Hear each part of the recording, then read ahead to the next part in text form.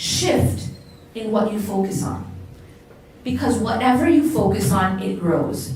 I always use this example. It's a simple but powerful example. So I saw this meme once. Yeah, that's always a scary way to start a sentence. I saw this meme once where there was a picture of two pictures of this little boy. And the top picture had a little boy who was holding one slice of cake. And he was really, really happy because he had a slice of cake, right? And then below him was another little boy holding an entire cake, missing one slice. And he was sad. So what's the difference between the two boys? Well, first tell me who has more cake. The second one, the one who's sad. Yeah, he actually has more cake, but he's sad. Tell me why he's sad and the other one's happy. It's simply focus. The difference between the two boys is what they chose to focus on. The one on the top chose to focus on what he had. He had a slice of cake. That was his focus, so he was happy. That is the power, that is the practice of gratitude. The one on the bottom had 13 slices, but he was missing one. And that one was the one he was focused on, and so he was sad. Do you see that? This is the power of focus. And what you focus on grows. If you focus on that thing that you have missing in your life, you will always feel poor. You will feel deprived. You'll feel impoverished. Even if you're rich. But if you focus on what you have, you will always feel rich. Even if you don't have a lot. Does that make sense? And it's the power of focus. And so in any given situation, you choose what you focus on. And there's a very, very powerful principle that we're taught in the Quran. How many people know what this ayah means? Inna ma'al usri yusra. Inna ma'al usri yusra. Yes? With hardship. Okay, great. Oftentimes, people mistranslate this verse.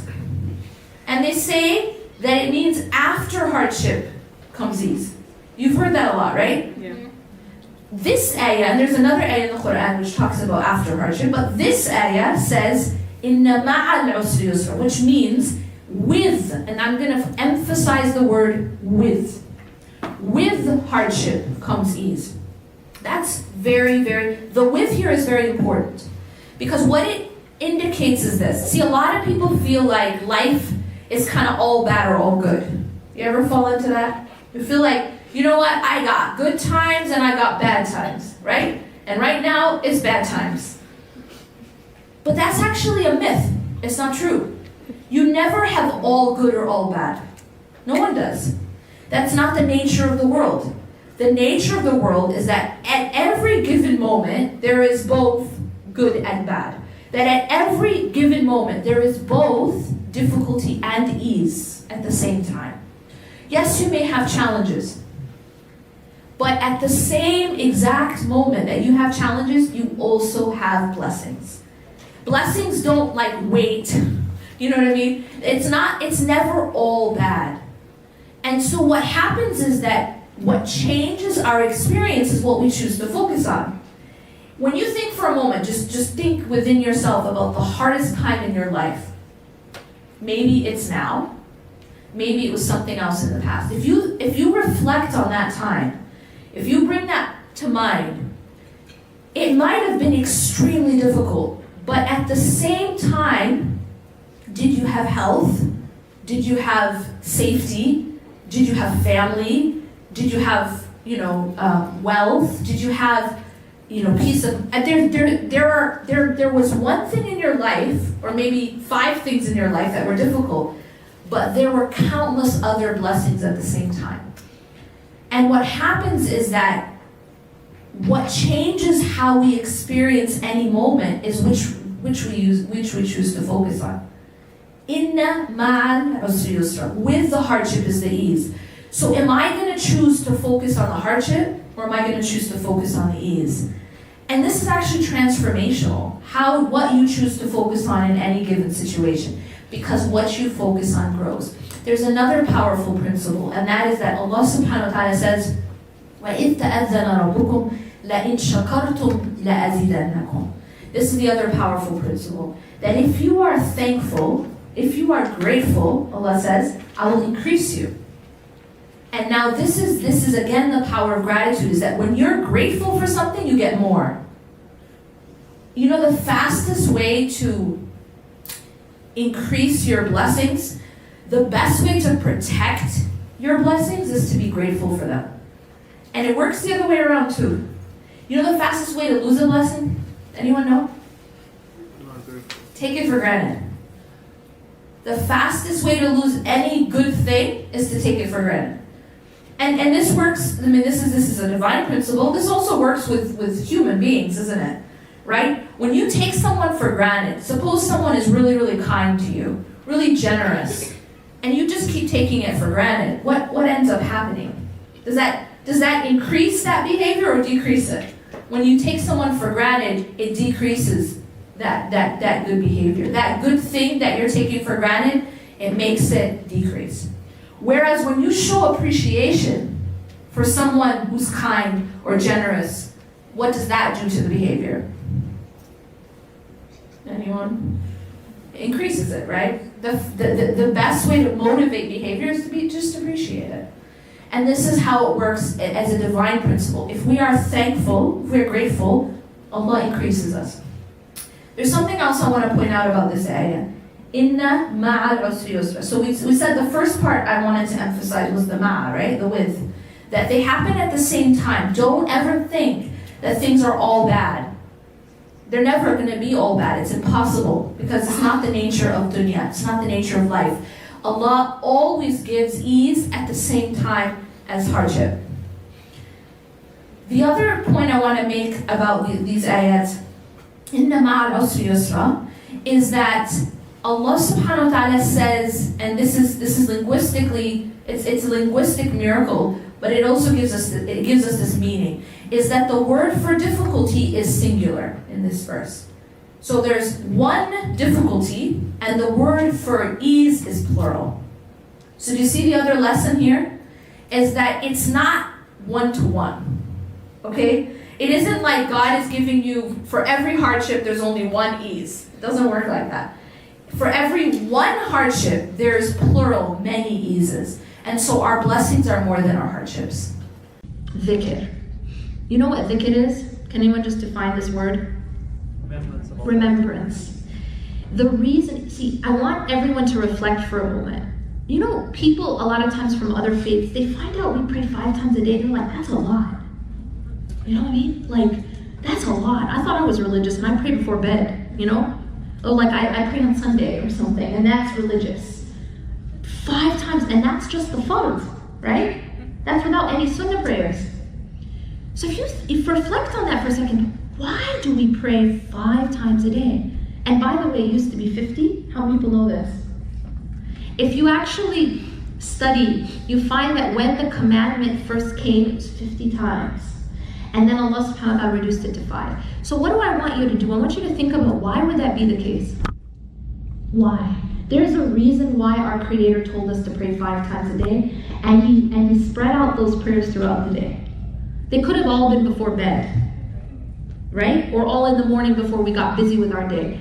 But that's exactly the point. It's so that we don't become so busy with the material things that we forget about our actual purpose.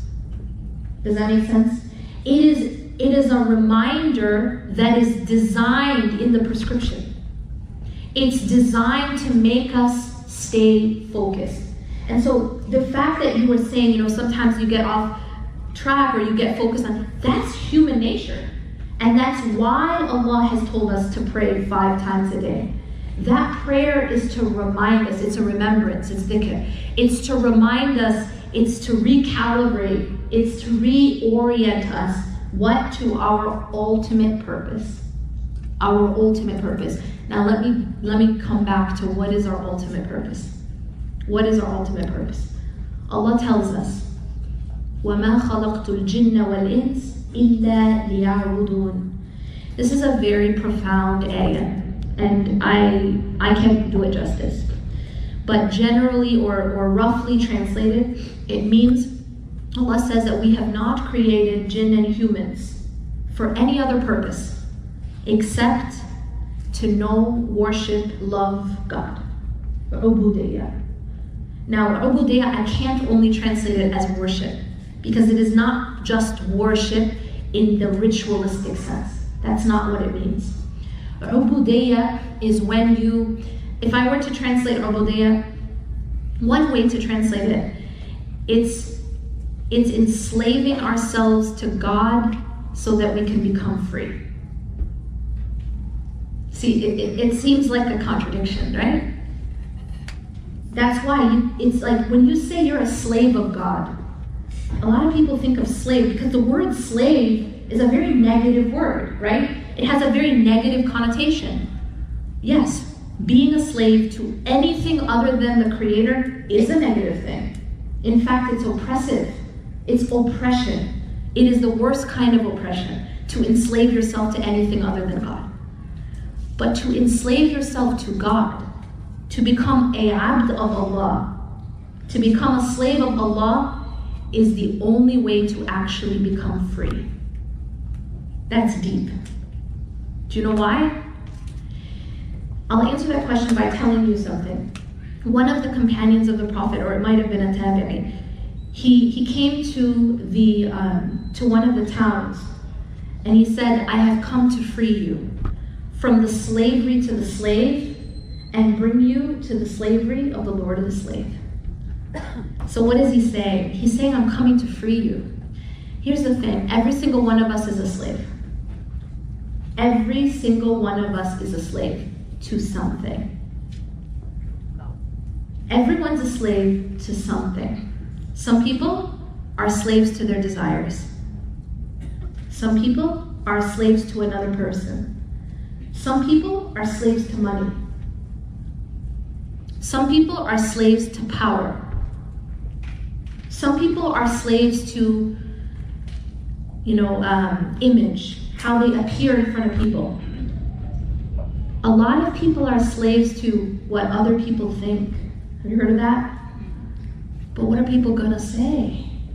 There are people out there, there are cultures out there where everything you do or don't do is based on, but what are people gonna say? What are people gonna say? That's called slavery. That's slavery. What are you a slave to? Other people. The opinions of other people. What those people are gonna say about you and about your family. That's slavery. When a woman is told, no, go back to your abusive husband because what are people gonna say? That's oppression. But what's the root of that oppression? It's slavery to what other people think. That's actually the root of the oppression. Because you're more worried about what people think than you are about anything else. And that's why, that's one kind of slavery. When we enslave ourselves only to Allah, meaning that I'm not a slave to what people think. I'm not a slave to my own desires. I'm not a slave to money. I'm not a slave to image and power and status. I'm only a slave to Allah. Then and only then do you become free. So that is what Allah is saying when He says, وَمَا خَلَقْتُ الْجِنَّ وَالْإِنسِ إِلَّا لِيَعْبُدُونَ. It's very important we remember why we're here. Why were we created? Because it's easy to get lost in this chaos of life, right? Between our jobs and social media and our friends and our drama. A lot of drama, right? Netflix, that's a big part. That's important, right? So there's a lot of distractions, and it's easy to forget, why am I here? Some of us aren't clear on that. And this is a reminder of why we're here. Allah says, I have not created human beings, I've not created jinn and human beings for any purpose except ubudiyya. Except that they enslave themselves to me, and that's how we're going to become free. Does that make sense? When you remember your purpose, then everything else can fall into place.